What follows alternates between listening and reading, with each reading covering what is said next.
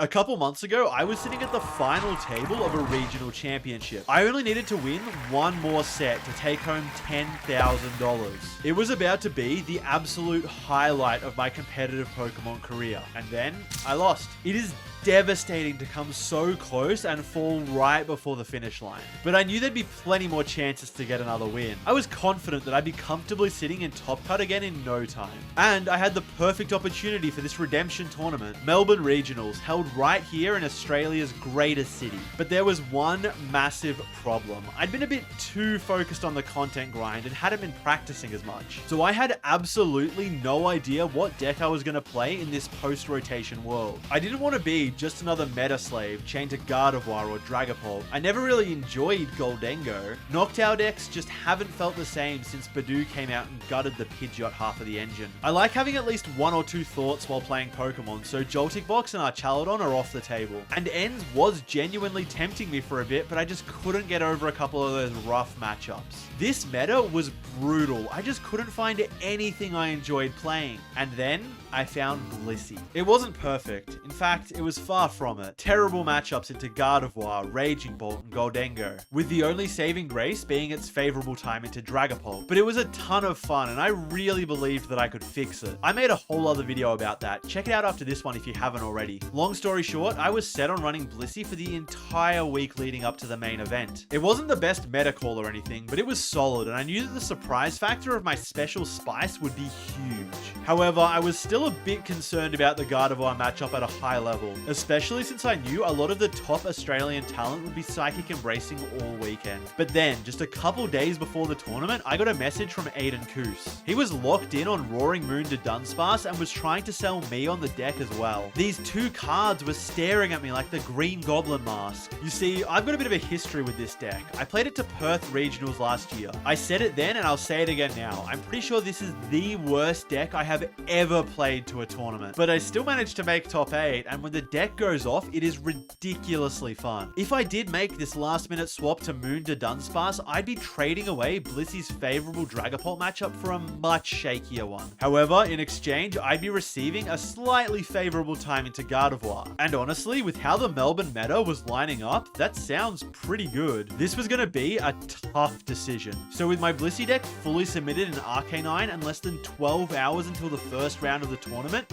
I flipped a coin. I guess I'm playing Roaring Moon to Dunsparce again. I wake up bright and early Saturday morning. Not having to fly to a regional for once is great, but I live about an hour out of the city, so it's a bit of a journey. I'm actually running a bit late, so the pairings are up before I even manage to step foot in the venue. And I'm going to be playing someone I already know, one of my locals, Will. He's definitely going to be on Gardevoir, so I'm immediately feeling better about my deck choice. I would much rather take this matchup than have to be playing Blissey right now. But when we sit down, there is a very serious problem. We both need to go to the bathroom. Before the round timer even starts, I call over a judge and ask if we can go. We quickly get a cute selfie, then synchronize up in adjacent stalls before heading back and getting our time extension. And then I win both games for a 2-0, but that part's less interesting. In round 2, I hit a Raging Bolt. On paper, this is a great matchup, but I have a really slow start. But I can absolutely afford to drop a few prizes before mounting a comeback, so I decide to stick it out. Everything comes down to me needing to hit 240 on my final turn to win the game, and I just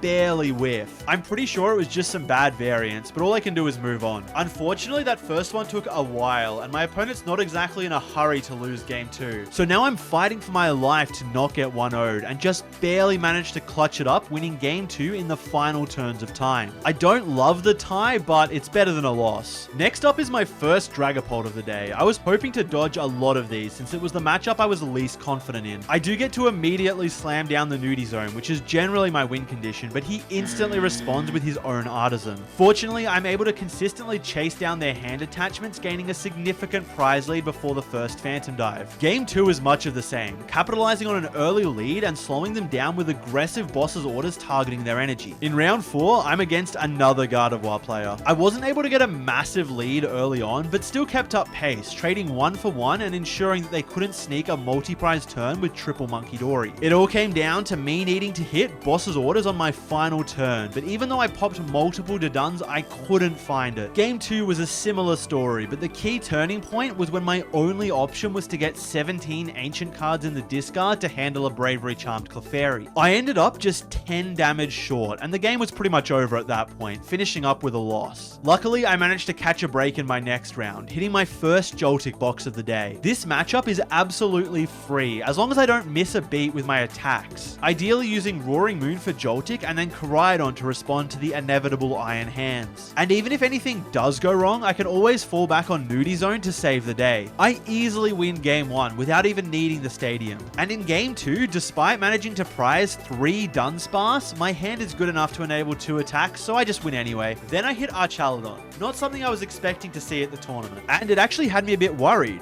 Fortunately, in game 1, their start was slow, and I could bin enough Ancients to start two-shotting the bridges before they made much progress. And they didn't get a chance to weave in more than one Professor Turo scenario to slow me down. In game 2, I rip a very early Nudie Zone, and they straight up don't see a counter stadium for the rest of the game. They did play 2 Jamming Tower, but I don't know, I guess they migrated to the bottom of the deck or something. These rounds have been going by really quickly, and with my record at 4 wins, 1 loss, and 1 tie, all I need is a dub in either this round or the next to guarantee day 2. And then when the round 7 pairings come up, it's actually a name I recognize, someone I played at the last Australian regionals. At that tournament, I only had 2 losses. One was in the finals that caused me to bow out at 2nd place, and my other was in the very first round of the tournament where I just completely dead drew. It was time to get my run back. We start the game and he flips over Miraidon.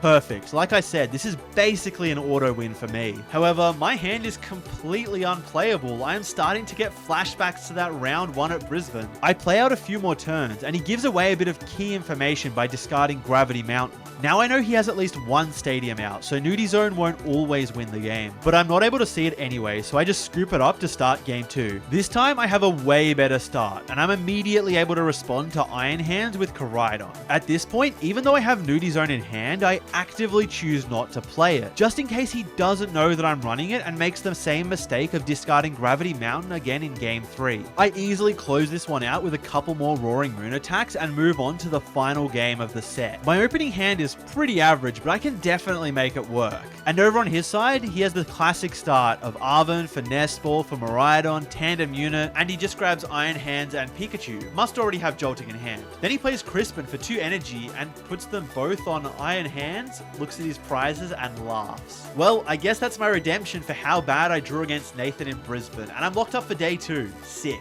Last round of the day, and I would still love another dub. I'm paired against this cooked Tyranitar pile, and unfortunately make a few key mistakes to throw away a game 1 that really should have been mine. I lock in and play much cleaner in game 2, taking a 4 prize lead before he can do anything relevant. However, heading into game 3, there is barely any time left on the clock. We both managed to set up our initial board states, and at that point there is 0 chance of the game concluding. Luckily, a record of 5-1-2 should still be enough to squeak into top cut as long as I can win all 3 of my matches tomorrow. So I finish up day 1 as the 31st seed. It's another uncomfortably early morning, and for the first round of day 2, I'm paired against this really cool Terror Box deck. It's packing the unusual inclusion of Pidgeot and Dusknoir, which is actually pretty concerning for me, and even if I take the initial lead, they'll always have the option to just start smacking me with Crown Opal. I keep up for the majority of game 1, but my opponent is able to piece together a massive play with Rare Candy, Dusknoir, Countercatcher, Briar, Torrential Pump. They wipe out 3 Dunsparce and take 4 prizes. Ideally, I wouldn't have had to bench all these liabilities, but with the way my hand was after getting judged to 4, it was either take that risk or just lose on the spot. And in game 2, I'm just not able to take any prizes before they have Pidgeot EX established and are walling me out with Crown Opal. A rough set, but at least I can win out for a bit of cash. Next, I pair a Dragapult Dusknoir. This matchup is pretty much the reason that we have to play Nudie Zone in the deck. You have an incredibly hard time without it, but these builds almost never have enough space to play any stadiums. Unfortunately, they set up really quickly, and I'm not able to see my A-Spec for the entire game. Luckily for me, in game 2, I'm going second, and I have it in my opening hand.